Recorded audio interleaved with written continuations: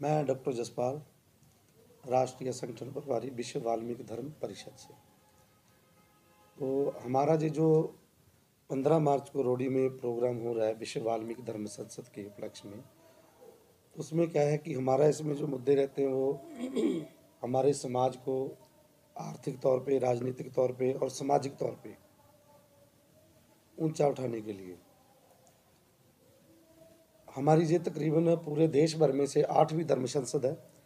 ये हर राज्य में लग रही है।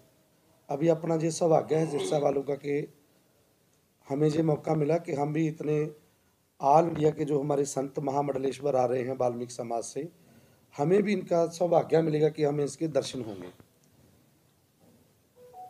और हमारे जो आदरणीय बाल जोगी गुरु संगमनाथ जी महाराज, जो कि कुरुक्षेत्र से बिलोंग करते हैं, इन्होंने तकरीबन ऑल इंडिया का भ्रमण किया। मैं भी साथ में रहता हूँ। और जो भी हमारे समाज में कुरीतियाँ हैं, जो हमारे समाज के जो लोग हैं वे अलग धर्म में जा रहे हैं, उनके लिए गुरुजी प्रचार कर रहे हैं ताकि हमारा जो समाज है, हम लोग सनातन से जुड़े रहें। यही विश्व वाल्मीकि धर्म संसद का प्रयास चल रहा है पूरे इंडिया में।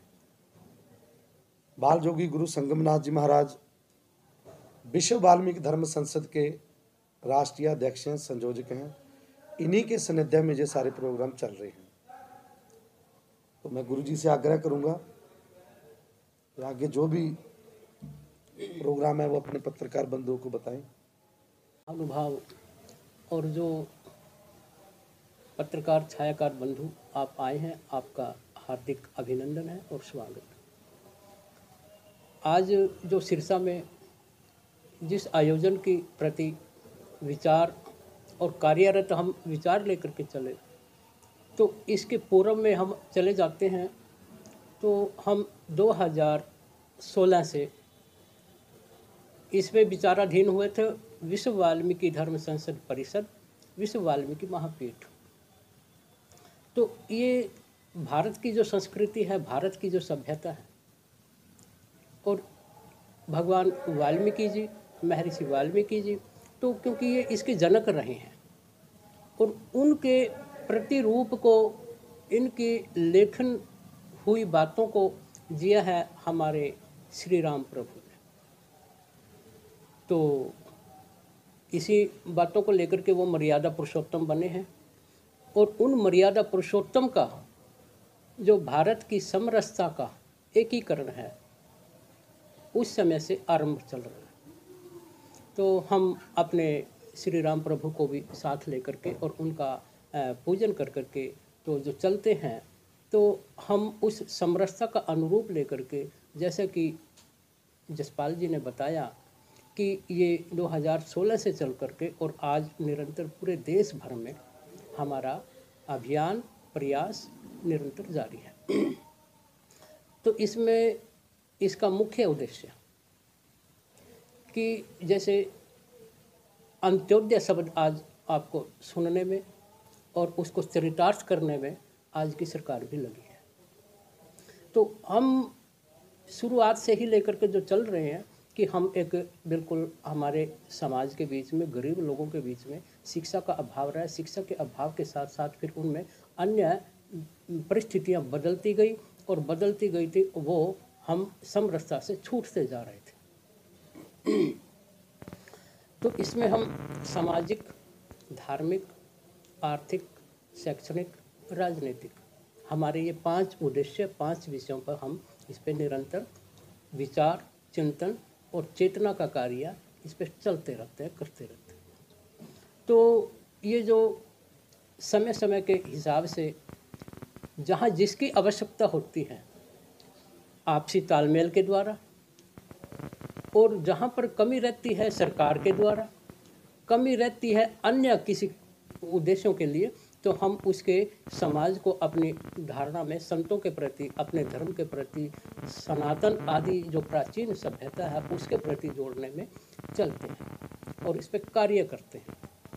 और इसमें समय समय पर सरकार को भी सचेत करते हैं। सरकार कोई भी रही हो, हम एक किसी के पक्ष में नहीं हैं, हम उसके पक्ष में आते हैं जो इनकी बात को सुनता है, जो इनकी कार्य को और इनके विचारों को लेकर के मान करके या इनकी पूर्ति के लिए जो विचार में आते हैं या इनको ध्येय लेते हैं, तो हम उसके पक्ष धर रहे हैं।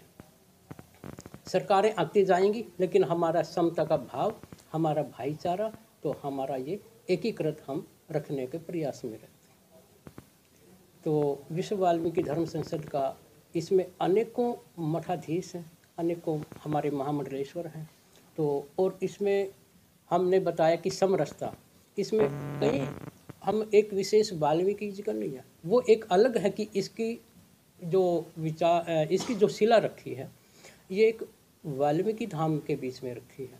लेकिन आज जो इसका विचार हमारे बीच में अन्य हमारे पूजनीय संत हैं, गुरु गोरक्षनाथ जी की नाथ संप्रदाय के हैं, हमारे श्री दत्तात्रेय जी संप्रदाय के गिरि सन्यासी रूप के संत हैं, उदासीन संप्रदाय के संत हैं, हमारे वैराग्य जो संप्रदाय है श्री राम जी का, उनके भी संत हैं, और हमारे किन्नर जो एक थर्ड जेंडर जो सुप्रीम कोर्ट ने 2016 में 17 में पास किया था, तो उसको भी सामाजिक रूप में समलैंगिक रूप से जो है ना वो समाज का अंग है, उसको भी साथ लेकर के हम किया है।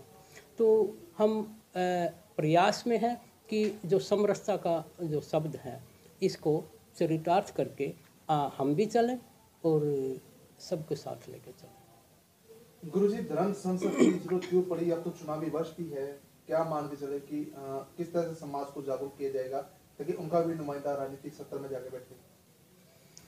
इसकी आवश्यकता तो पहले से रही है। जैसे कि मैंने बताया कि अभाव कहीं भी हो सकता है, अभाव कभी भी हो सकता है, और उसकी आवश्यकता, प्यास तो हमेशा रहती है, और प्यास रहते रहते और देखा वहाँ जाता है जहाँ पर जलवायु का या कुछ उसका प्राप्ति का समय रहता है, या प्राप्ति का स्थान रहता है, या प्राप्ति का पात्र जो होता है, तो उसके लिए रहता है।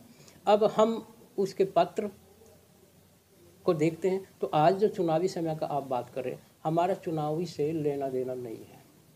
हमने कहा कि समाज का विकास, सरकार कल किसी की थी, आज कोई हो रहा है हरियाणा में, तो ये तो बदलता स्तर है।